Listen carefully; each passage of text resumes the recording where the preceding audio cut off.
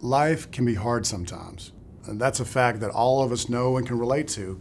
We've all had times of fear and doubt and struggles and pain.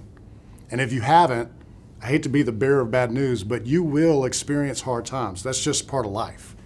But the good news is found in Romans 8:28. It says this, "And we know that in all things God works for the good of those who love him, who have been called according to his purpose."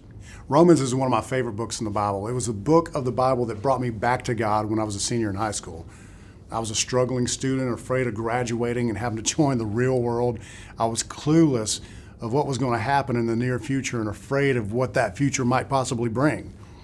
As an 18-year-old struggling and scared, I reached out for some direction through prayer and reading the Word of God.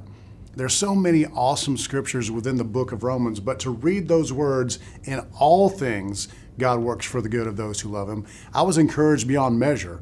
I knew that if I surrendered completely to the Lord, he would work all things out for my good.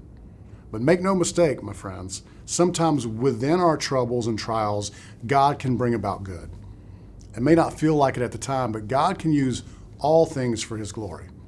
That's the heart of my song, "My Good."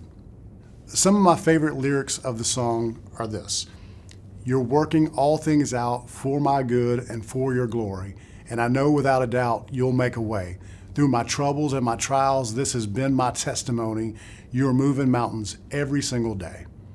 In Exodus chapter 9, verse 16, God says to Pharaoh, "But I've raised you up for this very purpose, that I might show you my power and that my name might be proclaimed in all the earth." God has a plan and a purpose for every single one of us. And ultimately, his purpose is to reveal his great power and love to us so that his name may be proclaimed, that he can be glorified, and he'll receive the honor that he deserves. My encouragement and challenge to you today, my brothers and sisters, is this: don't wait until God has brought you through a hard time to bring him glory and thanks. Even in the midst of our trials, we can thank him, seek him for strength and wisdom, and say, "Lord, through this difficult time, be glorified."